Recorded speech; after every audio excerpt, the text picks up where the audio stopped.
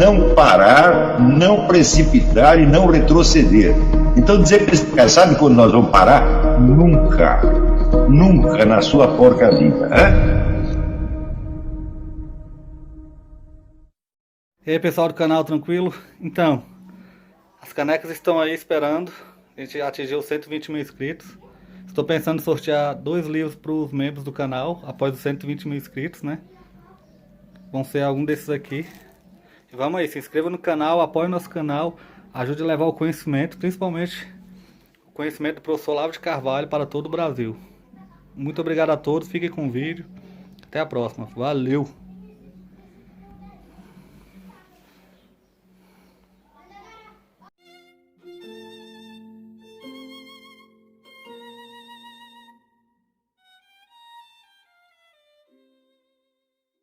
Muito diferentes, às vezes até a comparação fica impossível. Mas eu queria lembrar, com relação ao Islã, em primeiro lugar, o Islã tem uma unidade profunda que transcende todas as suas divisões locais. Em primeiro lugar, você tem a unidade, a própria unidade religiosa, e a unidade de língua, a língua sacra, ou língua litúrgica, é a mesma em todo o mundo islâmico. Não há um muçulmano no mundo que não saiba de cor várias passagens em árabe clássico. Ele tem que recitar isso todos os dias. De maneira que o árabe clássico é o instrumento de unificação de tudo. E o modus operandi do Islã, o modo de combate do Islã, sempre foi mais na esfera cultural, moral e social do que na esfera político-militar. Isso desde o início. E é assim até hoje. Ora, você não vai poder comparar isso com o modo de ação de um Estado nacional como os Estados Unidos, por exemplo. Os Estados Unidos vai tentar agir por meios políticos, econômicos e militares.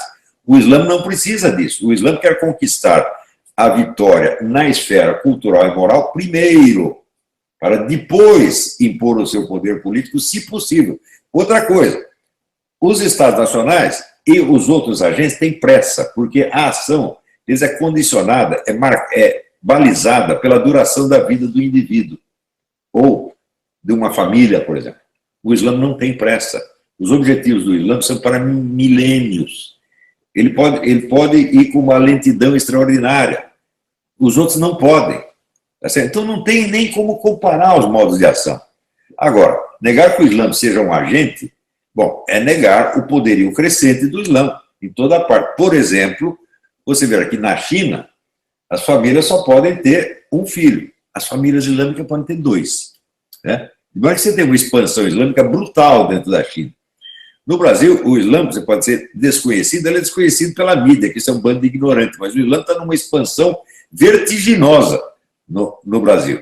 Eu acompanhei isso desde o início, quando tinha assim, meia dúzia de muçulmanos, todos eles de origem estrangeira, você não tinha muçulmano brasileiro praticamente, eram todos de origem ou árabe, ou persa, ou coisa assim.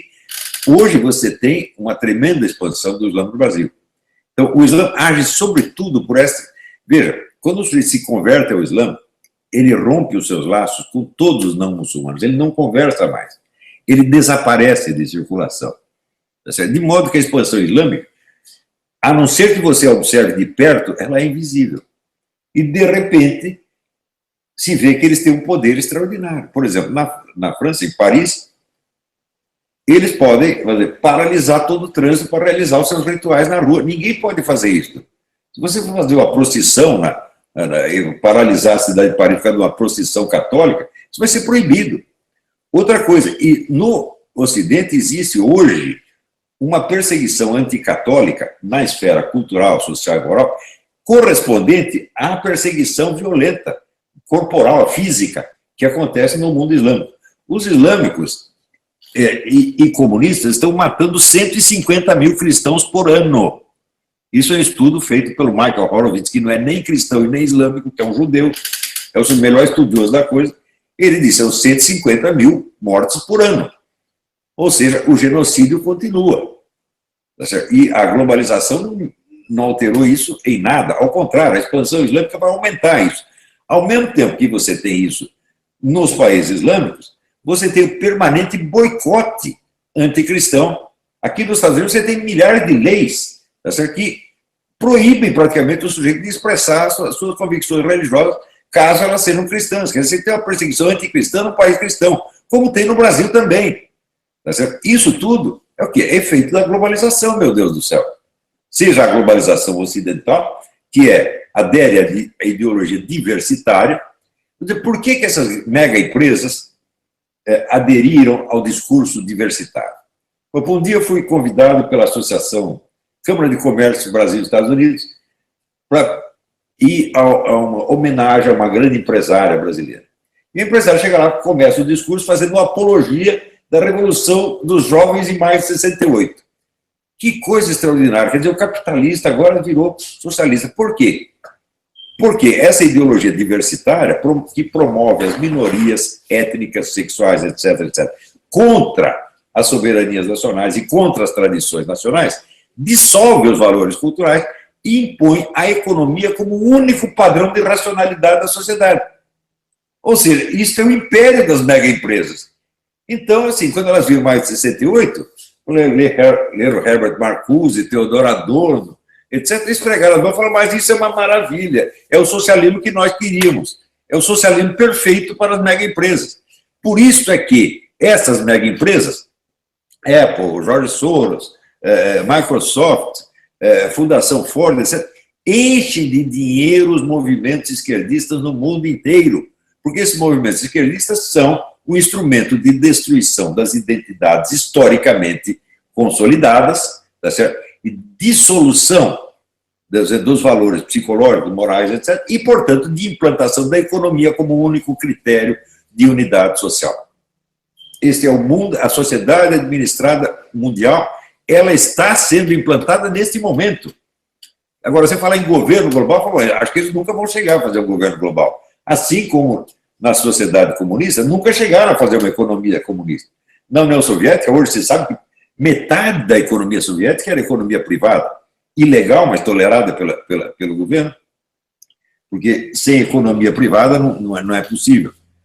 Então, a impossibilidade do comunismo não nega a existência do movimento comunista, assim como a impossibilidade do governo global não impede, vamos dizer, a expansão tremenda desse poder global que nós estamos vendo hoje. Tudo na sociedade islâmica é regrado pelo Corão. Se você lê o Corão, que é um livro relativamente pequeno, mas 280 páginas,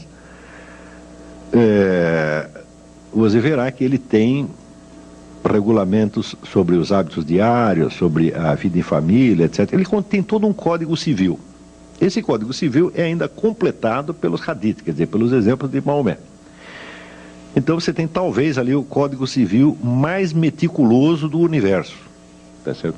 Porém, não tem um código do direito político.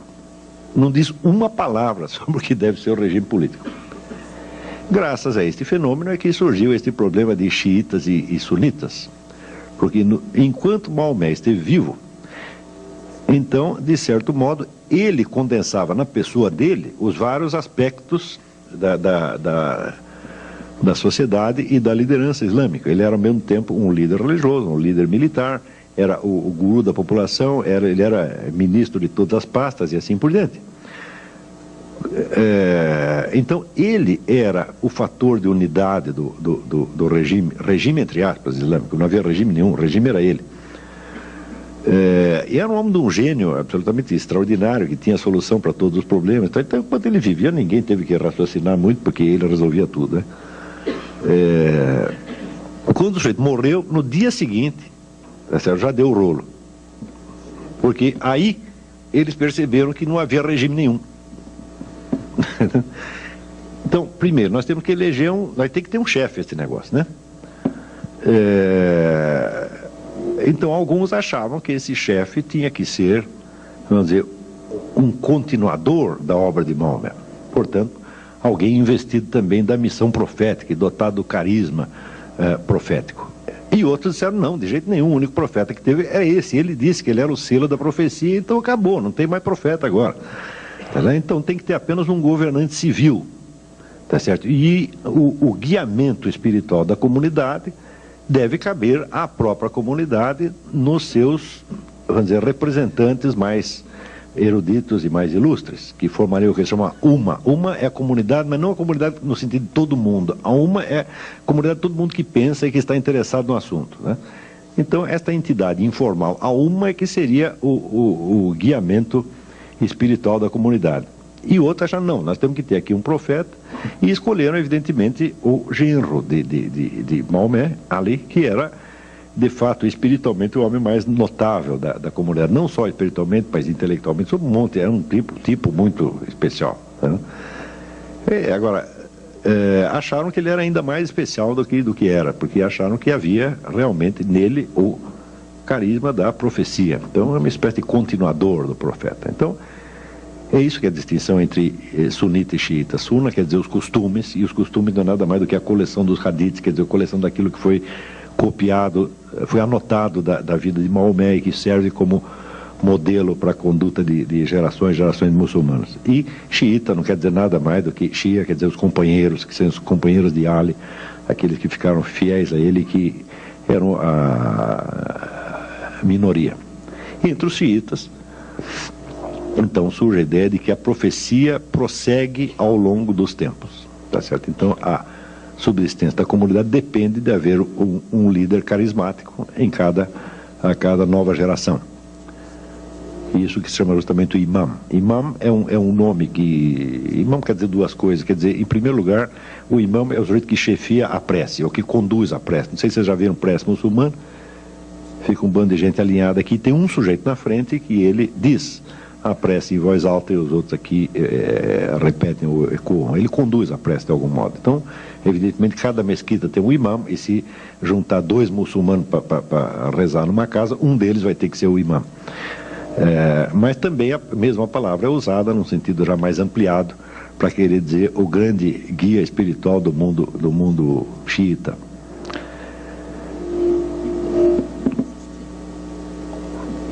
Esta divisão de sunita e xiita então já mostra, vamos dizer, a indefinição e a contradição interna do Estado Islâmico. Se falar de Estado Islâmico é até estranho, porque até hoje ninguém sabe o que é um regime islâmico. Durante muito tempo ficou assim, e esta indefinição fez com que ao longo do tempo se consolidasse uma noção muito peculiar do que é a legitimidade de um governo.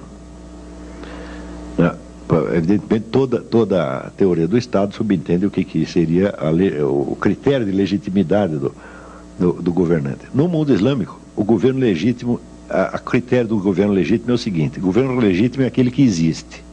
A partir da hora que ele cessou de existir, nós descobrimos que ele não era legítimo, ou que deixou de ser. Porque o governo expressa, então, a vontade de Deus. Se o sujeito ainda é governante, é porque Deus quer que ele esteja lá. Se ele deixou de ser, é porque Deus o tirou de lá, então perdeu a legitimidade.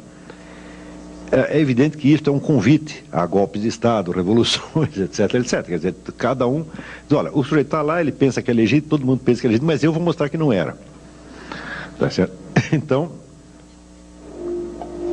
a tremenda instabilidade política do mundo islâmico, que só cessa em certos momentos quando algum grupo, alguma dinastia excepcionalmente feroz consegue impor ordem ao conjunto, é algo que, vamos dizer, se prolongou até o século XX. No século XX, quando se intensificam os contatos intelectuais e políticos entre o mundo islâmico e a Europa, naturalmente surge a ideia, não, peraí, nós precisamos formular direito este negócio do que seria um regime islâmico. E aí que surge um indivíduo chamado Said Qutb. Said Qutb era um revolucionário egípcio que escreveu um comentário ao Corão em 30 volumes, chamado A Sombra do Corão, né? Isso aí, para mim, foi um ato falho freudiano, porque se fosse coisa boa seria a luz do Corão, não a sombra, né? Então, acho que ele de fato se enganou. Então, o que ele faz é uma interpretação politizada do Corão, versículo por versículo. Ele faz uma espécie de teologia da libertação islâmica. E este foi o fundador, depois, da entidade que se chamou a Fraternidade Islâmica, tá certo? Que é, vamos dizer, a entidade que dá um senso, vamos dizer, de unidade à militância islâmica em todo o mundo. É evidente que uma obra em 30 volumes eu não vou poder resumir nem em 30 linhas, muito menos em 30 palavras. Então eu não vou resumir, eu vou só dar um exemplo. Por este exemplo, vocês já pegam a índole da doutrina. Said Qutb pega as sentenças do Corão, tá certo? E as interpreta baseado no pressuposto, islamicamente inteiramente aceitável e até obrigatório, de que as sentenças de Deus têm uma validade absoluta.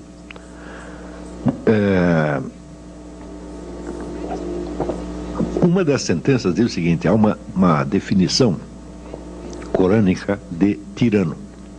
A definição é a seguinte: tirano é aquele que proíbe o que Deus permite ou permite o que Deus proíbe. É boa a definição, é ótima, não é isso?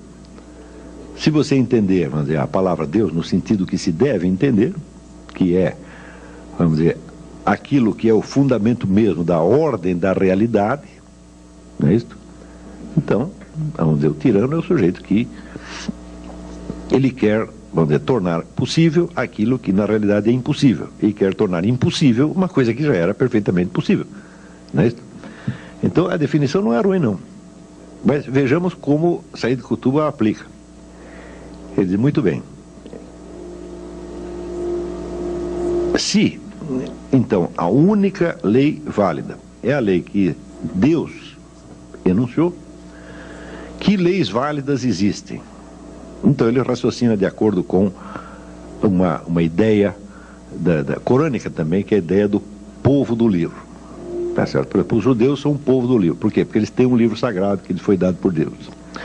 Os cristãos também, e assim por diante. Tem uma série de povos do livro. O povo do livro recebeu uma mensagem divina. Então, de certo modo, é um povo obediente a Deus. Porém, de acordo com a tradição islâmica, todos esses livros que foram recebidos pelos povos do livro foram copidescados e falseados por uma sucessão, tá certo, de editores bem ou mal intencionados. Então, só sobrou um livro confiável, que é exatamente o Corão. Olha, você tem essa tal de Torá, o negócio é bom, foi Deus, tá, mas vocês mexeram tanto nisso que você não sabe mais o que é, o que não é. Então, eu vou resolver o seu problema. Toma lá o Corão, tá certo, que é a última edição, tá certo, fiel e estável, né? Você lê e diz: ah, mas não parece, né? Ele diz: ah, não parece, mas é. Não parece porque a sua está alterada, essa aqui é que está inalterada.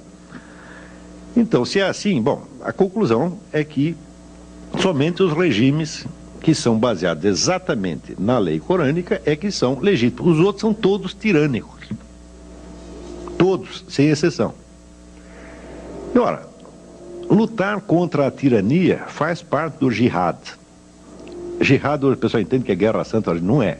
Jihad é esforço, é ascetismo, quer dizer, faz parte do aperfeiçoamento do sujeito na prática da lei islâmica. Ele tem que fazer um esforço. E a luta contra a tirania, tal como entende Said Qutb, a luta contra a tirania faz parte do jihad, portanto faz parte das obrigações islâmicas. É uma daquelas milhares de obrigações que vem depois das 5. Né? Começa com 5 e termina com 40.005. Quando chega na 30ª, 90ª, etc., tem o jihad. Resultado: todo e qualquer cidadão islâmico que esteja vivendo num país sob regime não islâmico tem a obrigação de lutar para derrubar o seu governo.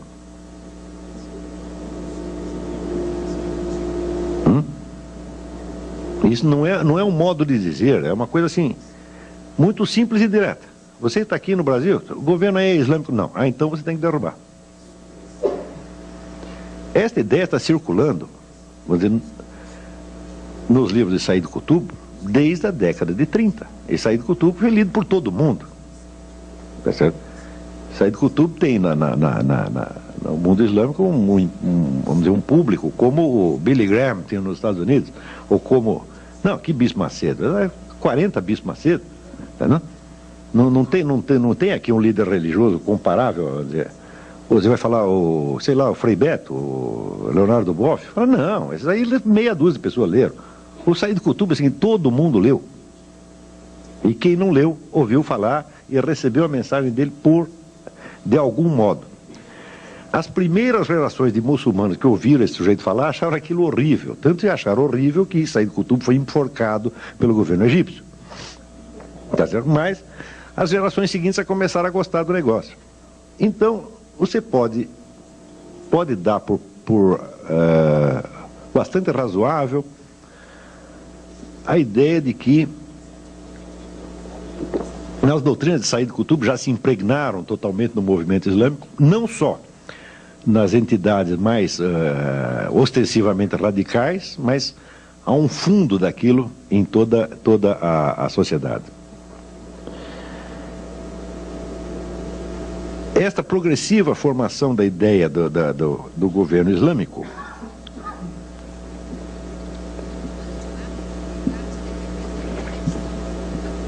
chega, vamos dizer, a uma espécie de perfeição mais modernamente, nas últimas décadas,